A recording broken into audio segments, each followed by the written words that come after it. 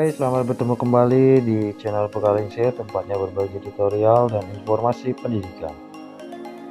Di kesempatan kali ini saya akan membagikan satu buah tutorial, yaitu cara mengecek kevalidan atau keaktifan dokumen kependudukan secara mandiri.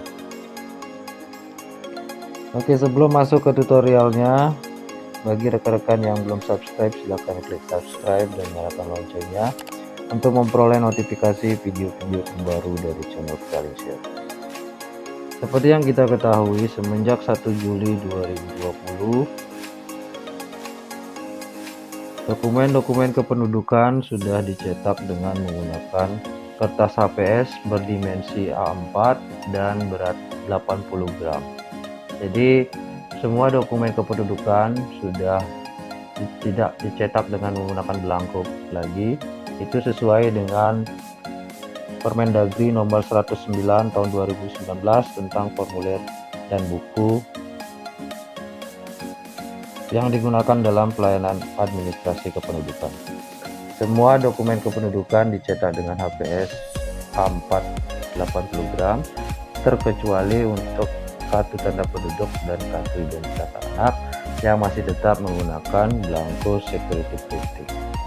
Karena dicetak dengan menggunakan HVS atau kertas HVS biasa, ini menimbulkan sedikit keraguan atas keaslian ya atau kevalidan dari dokumen yang rekan-rekan miliki. Nah, oleh karena itu kali ini saya akan memberikan tutorialnya bagaimana cara mengecek kevalidan serta keaktifan data yang ada di dalam dokumen kependudukan yang rekan-rekan miliki. Oke, alat yang digunakan di sini adalah handphone saja. Jadi rekan-rekan saya yakin sudah semuanya punya handphone dan dokumen kependudukan yang jenis baru ya. Jadi menggunakan kertas HVS. Oke, langsung saja. Nah, kita coba untuk melakukan pengecekan data atau dokumen yang rekan-rekan miliki. Nah, di sini saya akan mencontohkan dengan kartu keluarga. Nah, nanti bisa rekan-rekan terapkan juga caranya sama ya untuk dokumen-dokumen yang lainnya yang sudah dicetak dengan menggunakan kertas HVS. Kenapa dokumen yang kertas HVS saja bisa dicek keaktifan atau kevalidannya? Karena dokumen yang sekarang sudah ditandatangani secara elektronik menggunakan sertifikat elektronik yang diterbitkan oleh Balai Sertifikasi Elektronik. Nah, sebenarnya untuk menyeken kita bisa menggunakan kamera saja, sudah langsung nanti bisa kita scan tanda tangan elektroniknya. Akan tetapi di sini di tutorial ini saya menggunakan aplikasi tambahan yaitu QR dan barcode scanner. Nah, bagi rekan-rekan yang tidak memiliki aplikasi ini bisa gunakan kamera handphonenya langsung. Tapi kalau ingin mendownload, silakan download di Play Store. Bisa gunakan aplikasi apa saja. Yang penting dia bisa melakukan scan terhadap barcode. Nah, sebelum melakukan pindai atau scan pada berkas, rekan-rekan wajib mengkoneksikan handphone rekan-rekan dengan koneksi internet ya. Jadi di sini saya sudah terkoneksi internet. Nah, sekarang saya aktifkan QR barcode scannernya. Oke, ini sudah aktif. Nah, ini dokumen saya. Nah, ini dokumen saya. Ini berupa kartu keluarga ya. Nah, sekarang untuk melakukan pengecekannya, rekan-rekan tinggal arahkan kamera rekan-rekan menuju ke tanda tangan elektronik ini ya. Nah, nanti dia akan terscan seperti ini. Nah, nanti akan muncul URL yang berasal dari admin duk pusat ya. Nah, seperti ini contohnya URL dari yang dikirimkan setelah kita melakukan pindai tanda tangan elektronik tersebut. Nah, sekarang untuk mengecek keaktifan dan kevalidannya, kita tinggal klik saja URL ini. Ya, nanti akan diarahkan ke web Direktorat Jenderal Kependudukan dan Pencatatan Sipil Kementerian Dalam Negeri. Nah, rekan-rekan di sini diminta untuk memasukkan captcha terlebih dahulu sebelum bisa menampilkan datanya. Nah, kita masukkan captcha-nya, usahakan sesuaikan dengan kode yang muncul